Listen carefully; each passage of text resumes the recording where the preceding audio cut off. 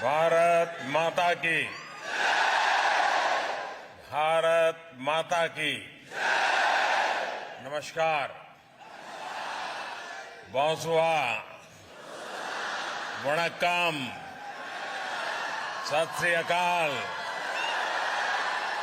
केम जो।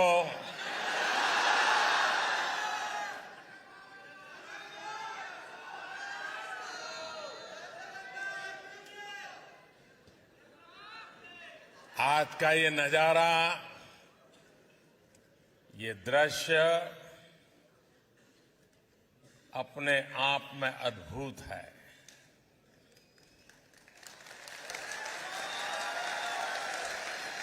ये उत्साह अभूतपूर्व है और ये स्नेह आत्मीयता की अविरत धारा है।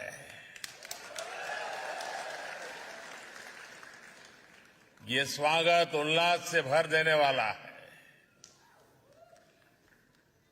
देश से दूर जब मैं भारत माता की जय का आह्वान सुनता हूं, कहीं से आवाज आती है नमस्कार, तो ऐसा लगता है जैसे घर आ गया हूं।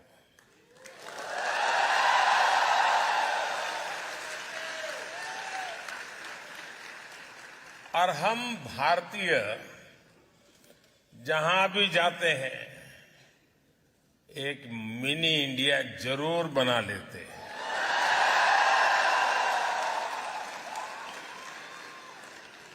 और मुझे आज बताया गया कि आज इस समारोह में बहुत लोग ऐसे हैं जो 11-11, 12-12 घंटे सफर करके यहां पहुंचे हैं।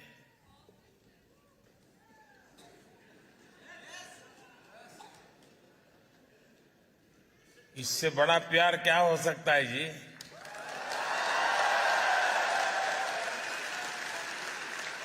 और हम जानते हैं कि टेक्नोलॉजी के जमाने में किसी के लिए भी घर बैठ करके मोबाइल फोन पर लाइव टेलीकास्ट सुनना कोई मुश्किल काम नहीं है। लेकिन उसके बावजूद भी इतनी बड़ी तादाद में इतने दूर से लोगों का आना, समय निकाल करके आना, और मेरे लिए तो ये एक बहुत बड़ा सौभाग्य का अवसर है कि मुझे आप सबके दर्शन करने का अवसर मिला है।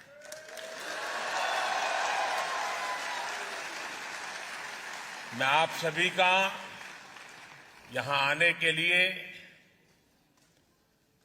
हृदय से बहुत बहुत आभार व्यक्त करता हूं।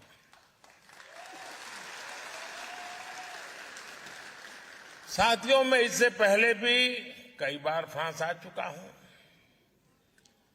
लेकिन इस बार मेरा फ्रांस आना और भी विशेष है। कल फ्रांस का नेशनल डे है। मैं फ्रांस की जनता को बहुत बहुत बधाई देता हूं।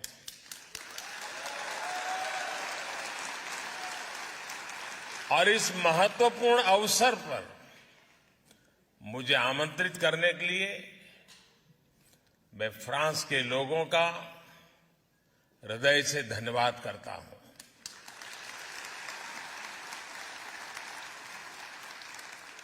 आज दिन में प्राइम मिनिस्टर एलिजाबेथ बोर्न मुझे एयरपोर्ट पर रिसीव करने आई थी।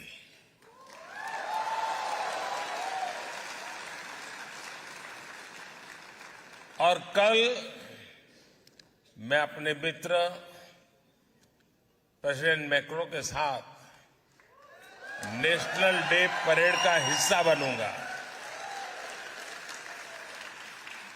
ये आत्मीयता सिर्फ दो देशों के नेताओं के बीच नहीं है, बल्कि ये भारत फ्रांस की अटूट दोस्ती का प्रतिबिंब है, रिफ्लेक्शन है।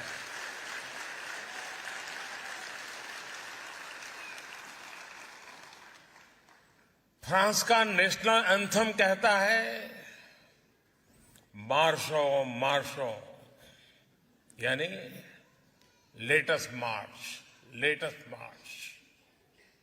हमारे यहां भी वैदिक काल से जो मंत्र हमें प्रेरणा देता रहा है वो है चरैवेति चरैवेति, यानी चलते रहिए, चलते रहिए, लेट्स मार्च, लेट्स मार्च।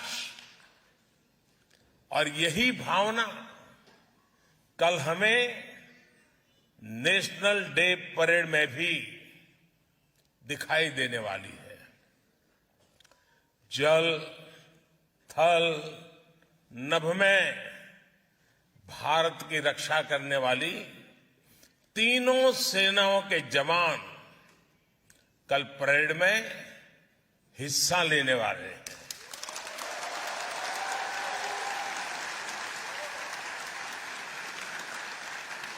और ये जो संघ है ना,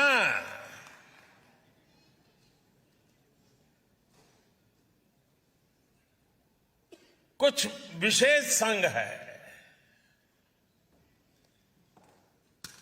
संघ भी है, अलग अलग रंग भी है,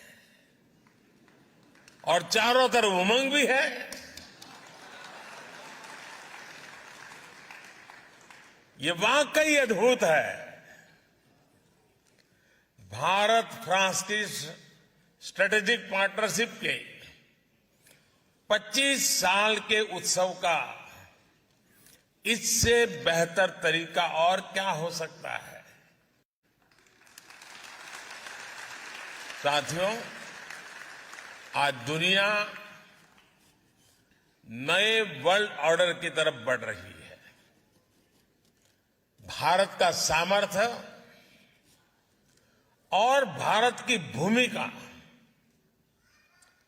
बहुत तेजी से बदल रही है। भारत इस समय G20 का प्रेसिडेंट है।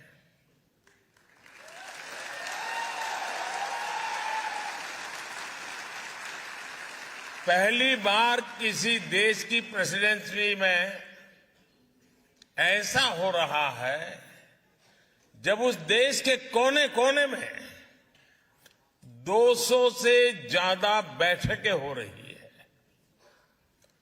पूरा G20 समूह भारत के सामर्थ्य को देख रहा है, उससे मंत्रमुग्ध है। क्लाइमेट चेंज हो, ग्लोबल सप्लाई चेन हो, आतंकवाद हो, कट्टरवाद हो, हर चुनौती से निपटने में भारत का अनुभव,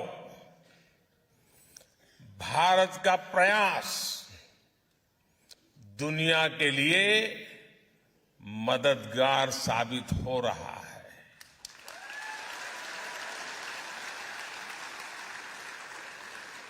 भारत कहता है, एकम सत विप्रः बहुधा वदन्ति, यानी सत्य एक ही है, उसको व्यक्त करने के तरीके अलग अलग हो सकते हैं। भारत कहता है, आत्मवत् सर्वभूतेषु, यानी जो करुणा, जो आत्मीयता हम अपने लिए दिखाते हैं, वही हमें दूसरों को भी दिखानी चाहिए। भारत कहता है, संगच्छध्वम् संवदध्वम् संवो मनांसि जानता, यानी हम सब एक साथ चले, एक साथ बोले, हमारे मन एक हो। और भारत कहता है, वसुधैव कुटुंबकम, यानी पूरा विश्व एक परिवार है। इसी भावना को लेकर हम एक बेहतर समाज, एक बेहतर दुनिया का निर्माण कर सकते हैं।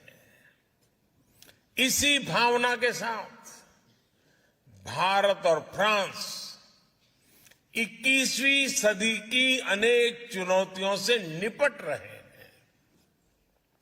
इसलिए इस अहम समय में फ्रांस भारत के बीच की स्ट्रेटेजिक पार्टनरशिप का महत्व और ज्यादा बढ़ गया है। और आप जानते हैं कि भारत फ्रांस की इस पार्टनरशिप को कौन लगातार मजबूत कर रहा है? कौन इसे मजबूत कर रहा है? कौन कर रहा है? कौन कर रहा है? कौन दोनों देशों के संबंधों को नया आयाम दे रहा है? आपका जवाब सही नहीं है। ये मोदी नहीं कर रहा है।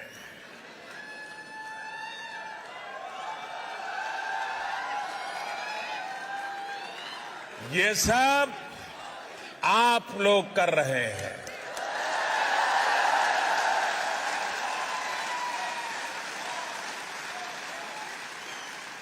हमारा पीपल टू पीपल कनेक्ट दोनों देशों को लोगों के बीच आपसी विश्वास इस साझेदारी का सबसे मजबूत आधार है। यहां नमस्ते फ्रांस फेस्टिवल होता है तो भारत में लोग बॉन्सो इंडिया का आनंद उठाते हैं। हम दोनों देशों की हेरिटेज हो या हिस्ट्री, आर्ट हो या एस्थेटिक्स, क्राफ्ट हो या क्रिएटिविटी, कुजीन हो या कल्चर, फैशन हो या फिल्म, ये सब हमें जोड़ते हैं। ये सब हमें साथ लाते हैं। फ्रांस के फुटबॉलर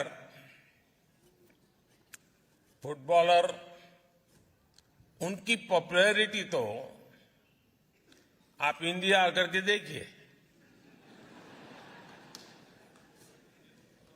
किलियन मापे के जितने फ्रेंड्स फ्रांस में नहीं होंगे, उससे ज्यादा वो भारत के युवाओं में सुपरहिट है।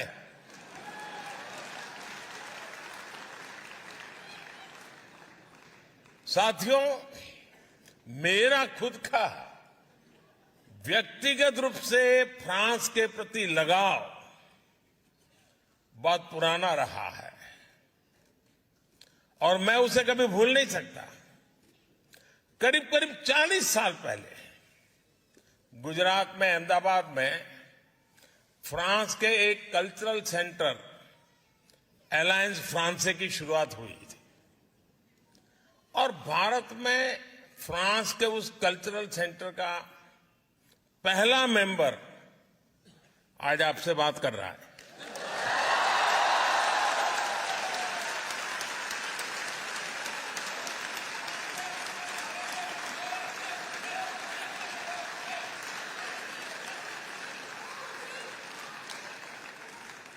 और मजा इस बात की है कि कुछ साल पहले फ्रांस सरकार ने पुराने रिकॉर्ड में से मेरा वहां का आई कार्ड वो निकालकर उसका जेरोक्स मुझे दिया था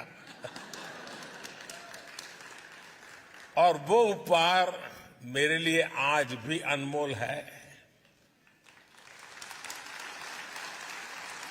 साथियों, भारत और फ्रांस के ऐतिहासिक रिश्तों पर कहने के लिए मेरे पास इतना कुछ है, बहुत लंबा समय निकल जाएगा।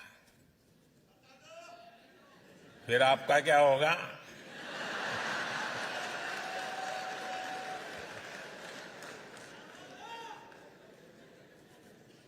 मैं जब 2015 में फ्रांस आया था, 9 शपेल गया था, तब मैंने वहां प्रथम विश्व युद्ध में शहीद हुए हजारों भारतीय सैनिकों को श्रद्धांजलि दी थी।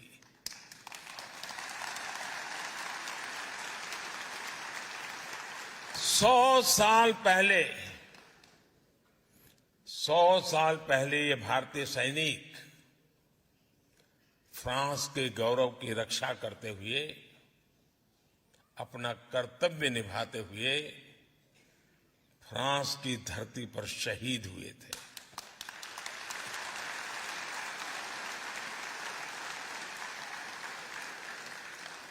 तब ये बड़ी इमोशनल पल है दोस्तों। तब जिन रेजिमेंट से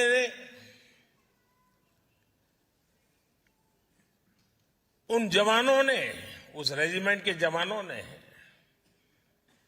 यहां युद्ध में हिस्सा लिया, उन्हीं में से एक पंजाब रेजिमेंट कल यहां नेशनल डे परेड में हिस्सा लेने जा रहे हैं।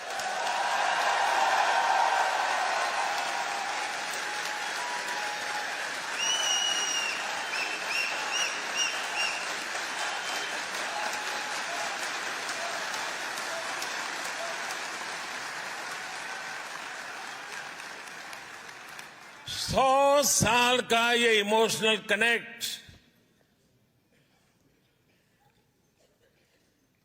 सर्वोच्च बलिदान देने की परंपरा किसी की भलाई के लिए, ये कितनी बड़ी प्रेरणा है दोस्तों। कौन हिंदुस्तानी होगा जिसको इस बात का गर्व न हो।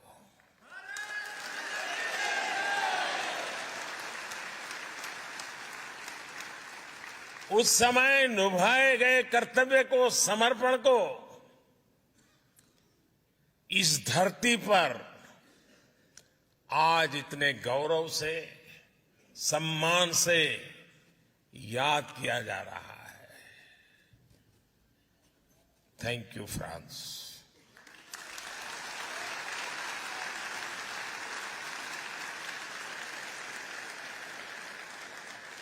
मुझे विश्वास है आज आप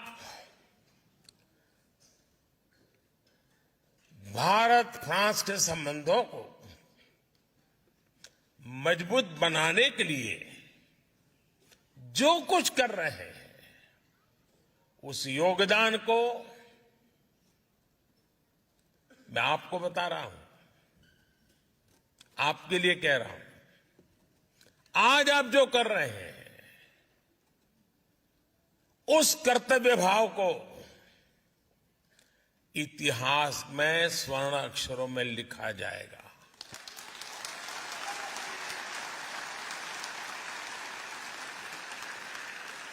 साथियों,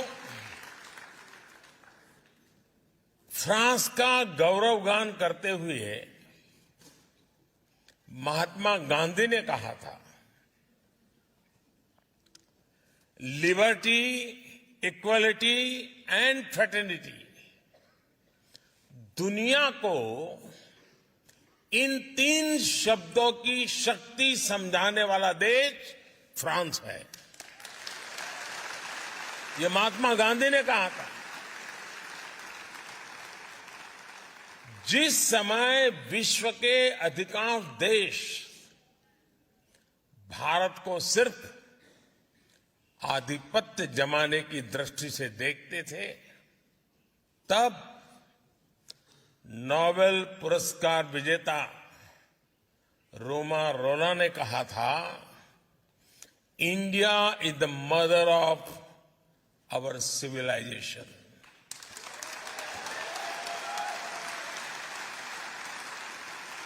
भारत का हजारों वर्ष पुराना इतिहास, भारत का अनुभव विश्व कल्याण के लिए भारत के प्रयासों का दायरा बहुत बड़ा है। भारत मदर ऑफ डेमोक्रेसी है और भारत मॉडल ऑफ डायवर्सिटी भी है। ये हमारी बहुत बड़ी शक्ति है, बहुत बड़ी ताकत है। मैं आपको एक उदाहरण देता हूं, एक एग्जाम्पल देना चाहता हूं। साथियों, हमारे यहां कहावत है कि कोस कोस पर बदले पानी, 4 कोस पर वाणी। यानी हर कुछ दूरी पर भारत में पानी का स्वाद बदल जाता है और वाणी यानी लैंग्वेज भी बदल जाती है। भारत में 100 से ज्यादा भाषाएं हैं, 1000 से ज्यादा बोलियां हैं। इन 100 से ज्यादा भाषाओं में हर रोज 32,000 अलग अलग न्यूज़पेपर छपा करते हैं।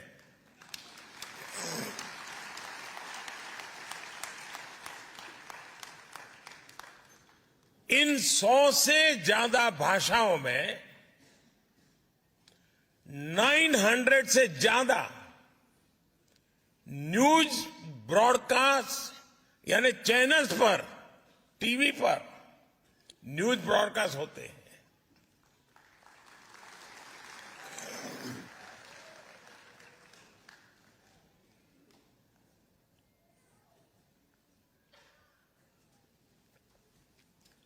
इन 100 से ज्यादा भाषाओं में करीब करीब 400 रेडियो चैनल्स ब्रॉडकास्ट होते हैं।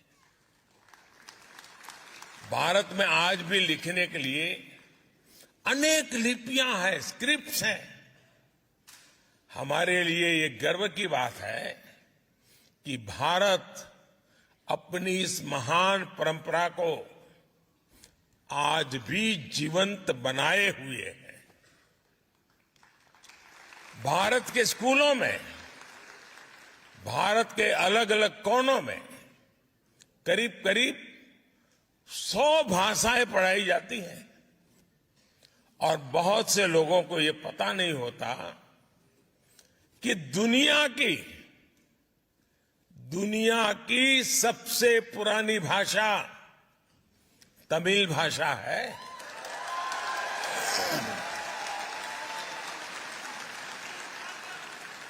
और इससे बड़ा गर्व क्या हो सकता है कि दुनिया की सबसे पुरानी तमिल भाषा भारत की भाषा है, हम भारतीयों की भाषा है।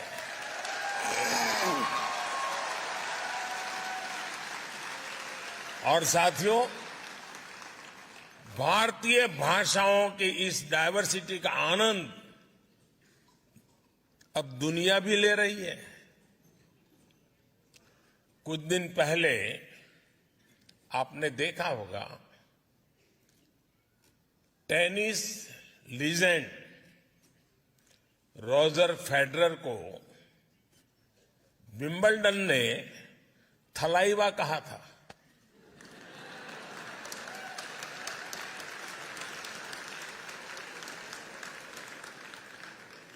यही डायवर्सिटी हमारे लोकतंत्र की सबसे बड़ी ताकत है।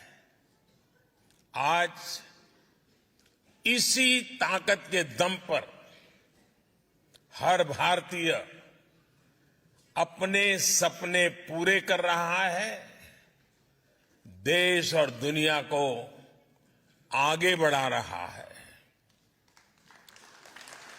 आज कौन ये सुनकर गर्व से नहीं भर जाएगा कि भारत 10 साल में दुनिया की 10वीं से 5वीं बड़ी इकोनॉमी बन गया।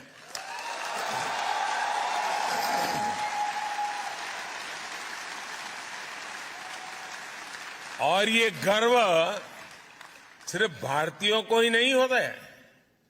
आज पूरी दुनिया ये विश्वास करने लगी है कि भारत को $5 ट्रिलियन इकोनॉमी बनने में देर नहीं लगेगी।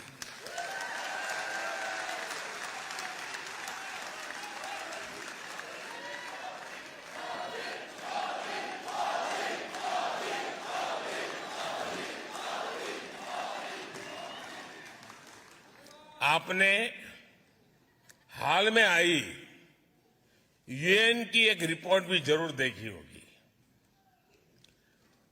उस रिपोर्ट में यूएन कहता है सिर्फ 10-15 साल के भीतर ही भारत ने 415 मिलियन यानी लगभग 42 करोड़ देशवासियों को 42 करोड़ देशवासियों को गरीबी रेखा से बाहर निकाला है।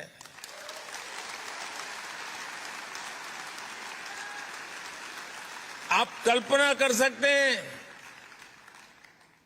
415 मिलियन 415 मिलियन यानी ये पूरे यूरोप की पॉपुलेशन से भी ज्यादा है।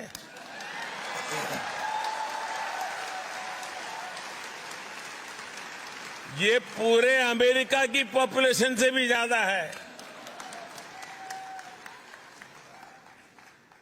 आईएमएफ की भी एक स्टडी कहती है कि भारत में एक्सट्रीम पॉवर्टी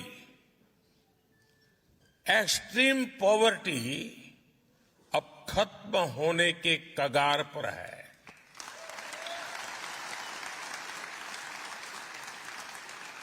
भारत जब इतना बड़ा काम करता है तो इसका फायदा सिर्फ हमें ही नहीं, सिर्फ भारत को ही फायदा होता है ऐसा नहीं, लेकिन पूरी मानवता को लाभ होता है। भारत के आगे बढ़ने से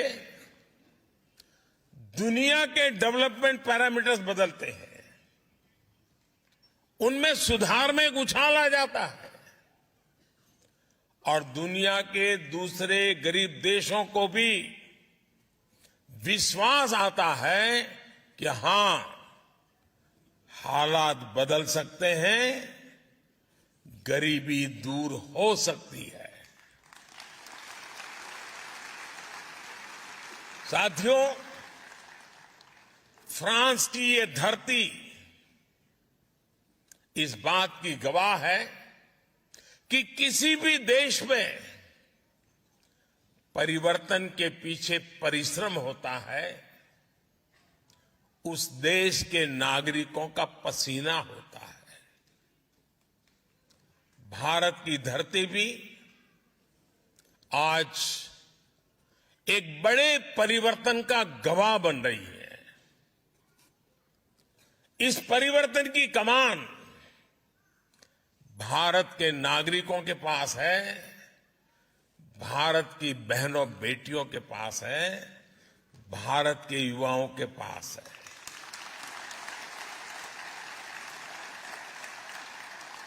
आज पूरा विश्व भारत के प्रति नई उम्मीद, नई आशा से भरा हुआ है।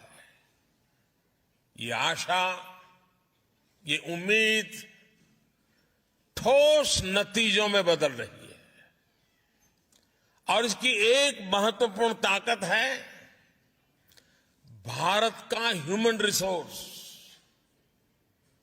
ये ह्यूमन रिसोर्स संकल्पों से भरा हुआ है। साहस करने की वृत्ति वाला है।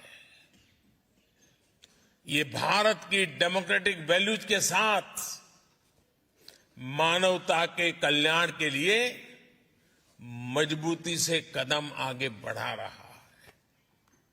साथियों, आज का भारत अपनी वर्तमान चुनौतियों, दशकों से चली आ रही समस्याओं, उनका स्थायी समाधान कर रहा है।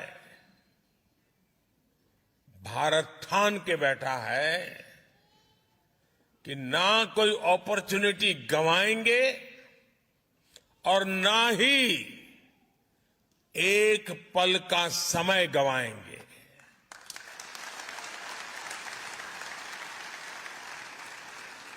हम पूरी ताकत से देश के भविष्य को उज्जवल बनाने,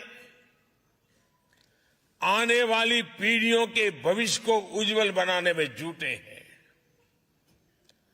और मेरे साथियों, मैं आपको कहना चाहता हूं, मेरी तरफ से कहना चाहता हूं, मैं भी संकल्प लेकर के निकला हूं।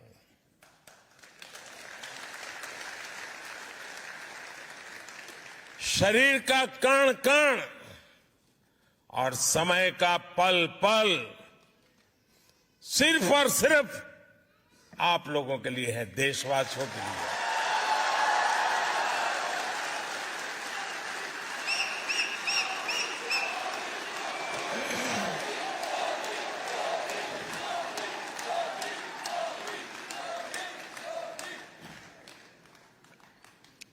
साथियों, आज टेक्नोलॉजी के प्रभाव को हम पल पल महसूस करते हैं। दुनिया टेक्नोलॉजी ड्रिवन है। आज भारत के 25,000 से अधिक स्कूलों में 80 लाख से ज्यादा बच्चे अटल टिंकरिंग लैब्स में इनोवेशन की एबीसीडी सीख रहे हैं। हमने 21वीं सदी की आधुनिक जरूरतों को देखते हुए नई नेशनल एजुकेशन पॉलिसी लागू की है। आज का भारत विमेन लेड डेवलपमेंट को आधार बनाकर आगे चल रहा है। और ऐसा नहीं है कि भारत में सिर्फ एक ट्राइबल विमेन, एक आदिवासी महिला भारत का प्रेसिडेंट के रूप में हम सबका मार्गदर्शन कर रही है। हमारा नेतृत्व कर रही है। आज भारत में लड़कियां भी हर सेक्टर में लीडरशिप की भूमिका में दिख रही है। हायर एजुकेशन में गर्ल्स एनरोलमेंट लगातार बढ़ रहा है और मुझे खुशी है कि यहां नेशनल डे परेड में हिस्सा लेने आए दस्ते में कई विमेन ऑफिसर्स हैं, विमेन पायलट शामिल है।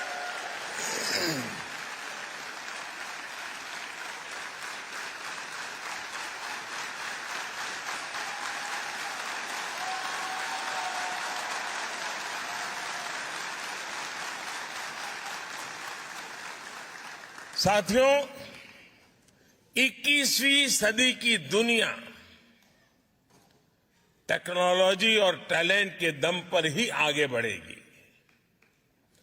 भारत और फ्रांस के बीच साझेदारी का ये बहुत बड़ा आधार है। हमारा स्पेस प्रोग्राम इसका प्रमाण है। थुम्बा में जब साउडिंग रॉकेट स्टेशन के निर्माण की बात आई तो फ्रांस ही था जो मदद के लिए आगे आया। उसके बाद से हम दोनों देशों ने स्पेस सेक्टर में बहुत लंबा सफर तय किया है। आज हम एक दूसरे के सैटेलाइट्स लॉन्च कर रहे हैं और आपको खुशी होगी, अभी जब मैं आपसे बात कर रहा हूं तो भारत में चंद्रयान-3 की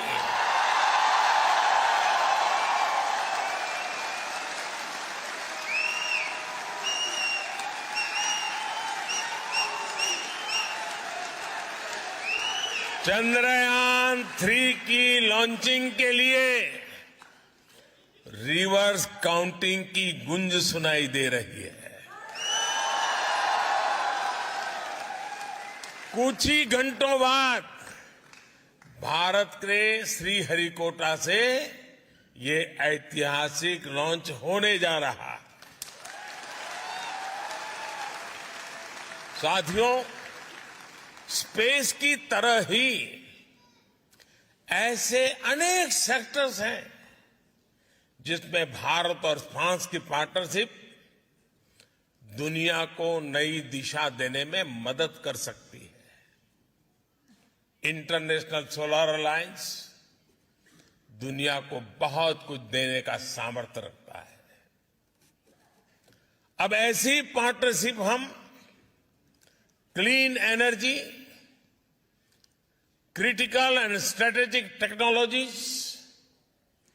clean transportation, electronics and communications, circular economy, health and nutrition, ऐसे कई सेक्टर में, हर सेक्टर में सशक्त करने का काम साथ मिलकर कर रहे हैं। बहुत कम लोगों को पता होगा, भारत और फ्रांस मिलकर बहुत लंबे समय से आर्कियोलॉजिकल मिशन पर भी काम कर रहे हैं और इसका विस्तार चंडीगढ़ से लेकर लद्दाख तक फैला हुआ है। साथियों, भारत फ्रांस पार्टनरशिप को मजबूत करने वाला एक और सेक्टर है डिजिटल इंफ्रास्ट्रक्चर। ये इंडस्ट्री 4.0 उसका भी बहुत बड़ा आधार है। आज दुनिया का, और आपको जरूर गर्व होगा ये सुनकर के, आज दुनिया का 46% real time digital transaction Bharat में होता है।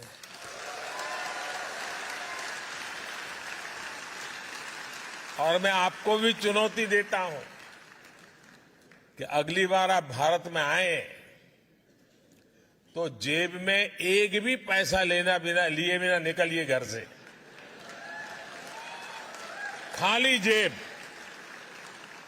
सिर्फ मोबाइल फोन पर यूपीआई ऐप को डाउनलोड करके रख लीजिए। आप पूरा हिंदुस्तान घूम करके आएंगे, एक नए पैसे कैश की जरूरत के बिना आप अपना गुजारा कर सकते हैं।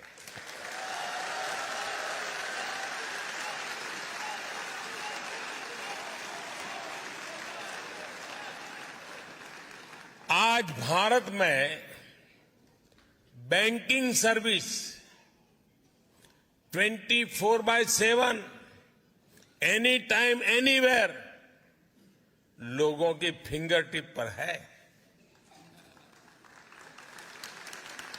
डायरेक्ट बेनिफिट ट्रांसफर गवर्नेंस का हिस्सा बन चुका है।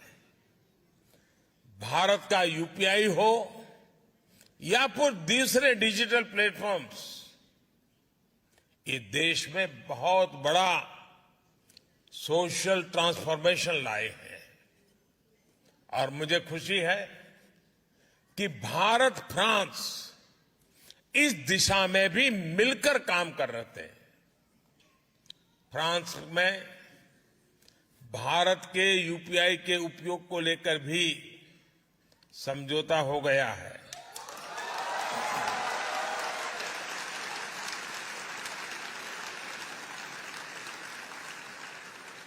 अब मैं तो समझौता करके चला जाऊंगा, आगे बढ़ाने का काम आपका है।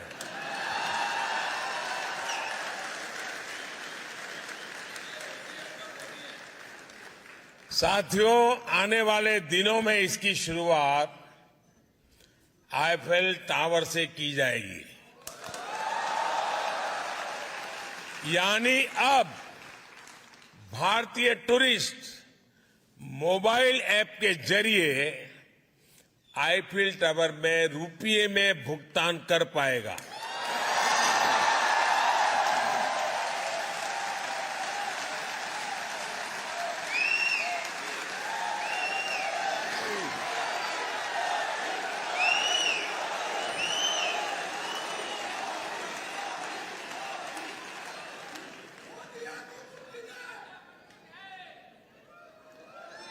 हाँ, मोदी है तो मुमकिन है, लेकिन आपकी आवाज ठीक नहीं कर सकता है।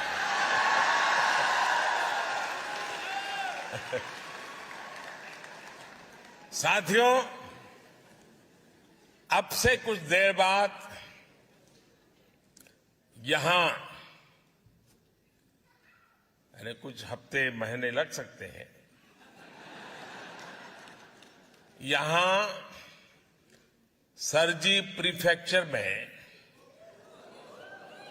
भारत के महान संत तिरुवल्लुवर जी की प्रतिमा स्थापित की जा रही है।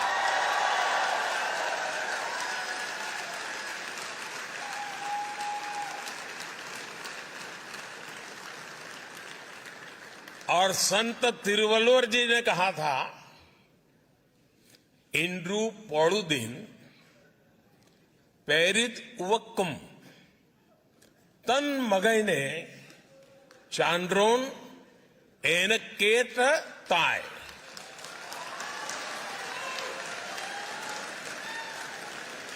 तमिल भाषी वाले मित्र तो समझ गए, लेकिन औरों को बताता हूं। इसका अर्थ बहुत ही मार्मिक है और तिरुवल्लुवर जी ने सदियों पहले ये ज्ञान हमें दिया है। इसका मतलब है, जब एक मां अपनी संतान की प्रशंसा एक विद्वान के रूप में सुनती है, तो मां को इतना आनंद होता है, मां इतनी खुश होती है, जितना उसके जन्म के समय भी नहीं हुई थी। यानी संतान के जन्म पर जितनी खुशी हुई, उससे ज्यादा खुशी जनता की, अपने संतान की सफलता पर होती है। मां के लिए कहा है। और इसलिए जब आप विदेश में नाम कमाते हैं, जब दुनिया आपकी प्रशंसा करती है, तो मां भारती को भी वैसी ही खुशी होती है।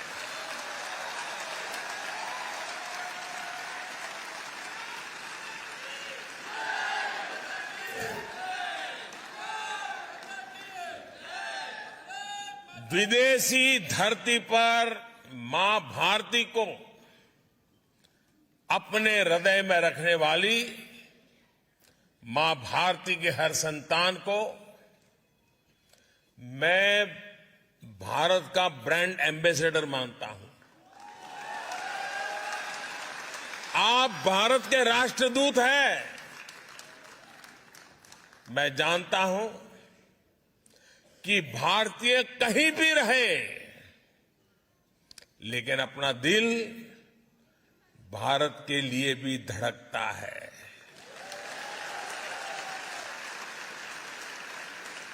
मैं अभी स्पेस की चर्चा कर रहा था और चिल्ला रहे थे आप लोग, चंद्रयान चंद्रयान चंद्रयान। मतलब आप है यहां, लेकिन दिल आपका चंद्रयान में लगा हुआ है।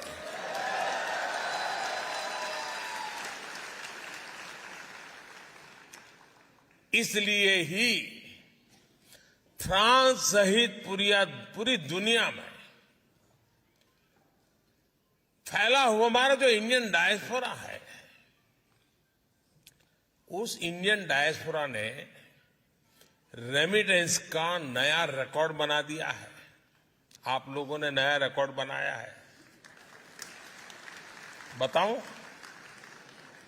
बताऊं आपको? आपको पता नहीं है ना? हाँ। कोई बात नहीं, आपके पराक्रम के गीत भी मैं गाता रहता हूं।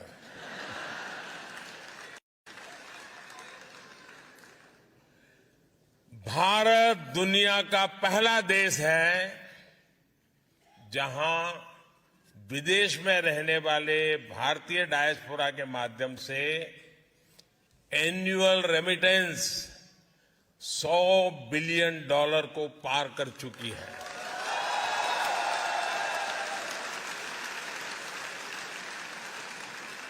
और खुशी की बात है कि आपका ये योगदान निरंतर बढ़ रहा है।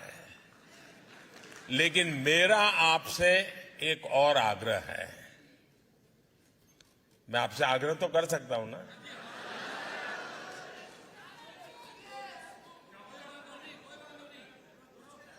या कहने में क्या जाता है? मोदी थोड़ा पूछने के लिए आने वाला है। मेरा आपसे आग्रह है, आपको अब भारत में निवेश के लिए भी पूरे उत्साह से आगे आना होगा। भारत अब अगले 25 वर्षों में विकसित होने के लक्ष्य पर काम कर रहा है। इसमें आपकी भूमिका भी बड़ी है। आप जिस भी सेक्टर में काम कर रहे हैं, उससे जुड़ी संभावनाओं को जरूर भारत में एक्सप्लोर करें। आज हर इंटरनेशनल एजेंसी कह रही है कि भारत आगे बढ़ रहा है, भारत ब्राइट स्पॉट है। भारत में इन्वेस्टमेंट की अभूतपूर्व अपॉर्चुनिटी बन रही है। आप भारत में इन्वेस्ट करिए। और आप जब कह रहा हूं ना, तो बाद में शिकायत मत करना कि मोदी ने तो बताया ही नहीं था। अभी अवसर है, और मैंने तो लाल किले से कहा था, यही समय है, सही समय है।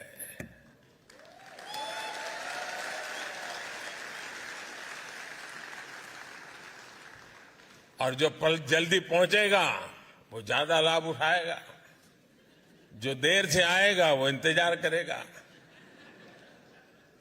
अब मौका लेना, कितना जल्दी लेना है, आप पर मैं छोड़ देता हूं।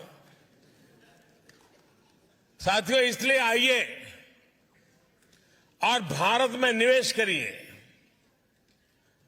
भारत सरकार विदेशों में बसे या काम कर रहे भारतीयों की सुविधा और सुरक्षा, इसके लिए भी पूरी तरह कमिटेड है। जंग का मैदान हो या फिर प्राकृतिक आपदा, भारत अपने नागरिकों को संकट में देखकर सबसे पहले एक्शन में आता है। यूक्रेन हो या सूडान, यमन हो या अफगानिस्तान, इराक हो या नेपाल, हमने भारतीयों की सुरक्षा के लिए पूरी ताकत लगाई है। विदेश में रह रहा हर भारतीय हमारे लिए उतनी ही प्राथमिकता है जितना हिंदुस्तान में रहने वाला मेरा देशवासी है।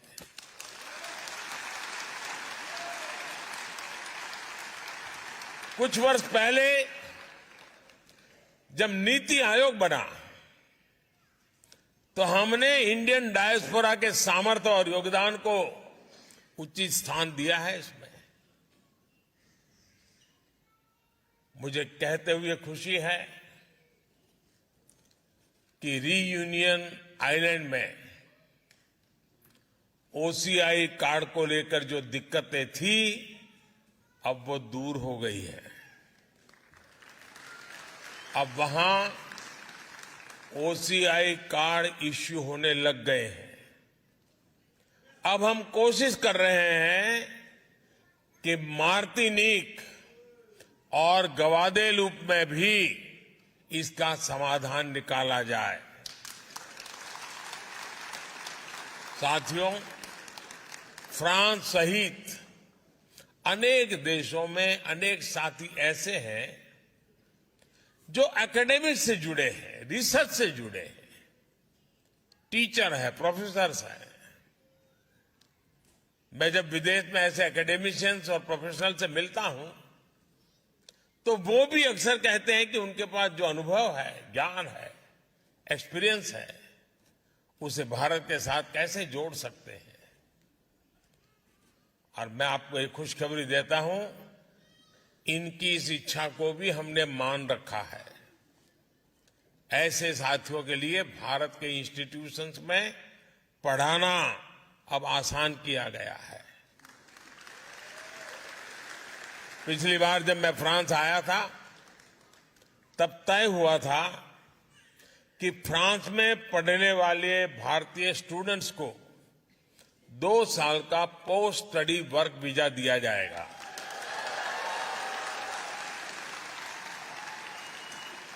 अब ये भी निर्णय लिया गया है कि फ्रांस में मास्टर्स करने वाले भारतीयों को 5 साल का long term post study visa दिया जाएगा।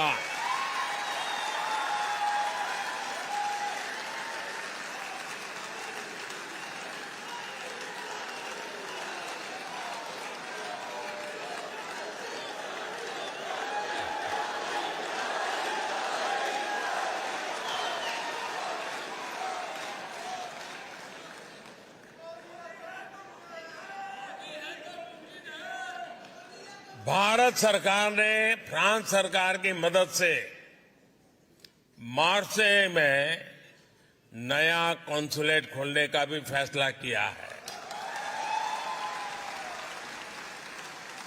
इससे भी आप सभी की सुविधा और बढ़ेगी। साथियों, मेरा फ्रांस के अपने दोस्तों से, यहां के नागरिकों से एक और आग्रह भी है। भारत इतना विशाल है, इतनी विविधताओं से भरा है कि हम भारतवासियों के लिए भी इसे पूरी तरह से देखने समझने के लिए एक जन्म कम पड़ जाता है। ऐसे विशाल भारत को देखने के लिए आज दुनिया उत्सुक है। आपको अपने इंटरेस्ट का कुछ न कुछ भारत में अवश्य मिलेगा। भारत में टूरिज्म का विस्तार साइट सीइंग से कहीं ज्यादा है। आप भारत की डायवर्सिटी देखेंगे तो भारत के दीवाने हो जाएंगे।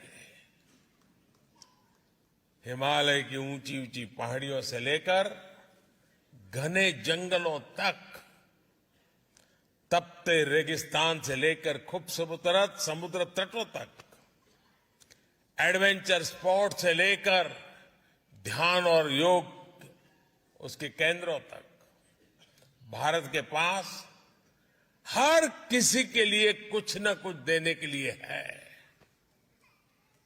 भारत के इस डायवर्सिटी को फील करने के लिए, उसे समझने के लिए हमारे फ्रेंच दोस्तों को भारत लाना ये आप सबकी जिम्मेवारी है।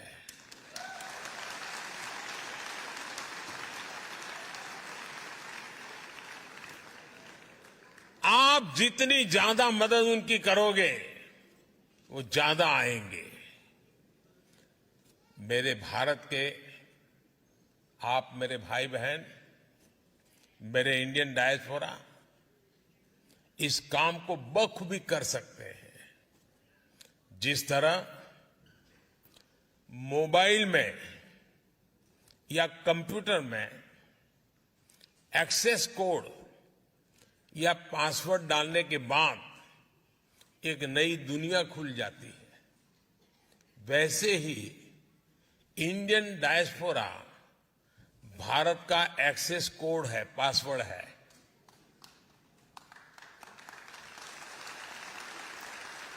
भारत में टूरिज्म बढ़े, इसे भी आप अपना मिशन बनाइए।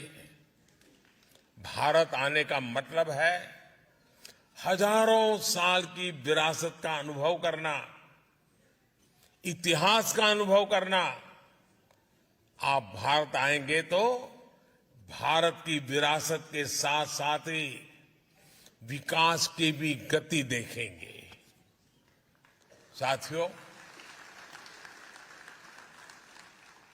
हम संकल्प करें, हमारी पूरी क्षमता से, हमारे अनुभव से, हमारे संपर्कों से, संबंधों से फ्रांस के नागरिकों को बहुत बड़ी मात्रा में भारत के साथ जोड़े। आप जब आए तो उनको भारत लेके आए, आप उनको भारत जाने के लिए प्रेरित करें। हमारा पीपल टू पीपल कांटेक्ट बढ़ेगा तब सिर्फ टूरिज्म नहीं बनता है, वो तो होता ही जाता है, लेकिन उससे जो अपनेपन का सामर्थ्य पैदा होता है ना, वो पीढ़ी दर पीढ़ी की एक अनमोल विरासत बन जाती है। और मुझे विश्वास है दोस्तों,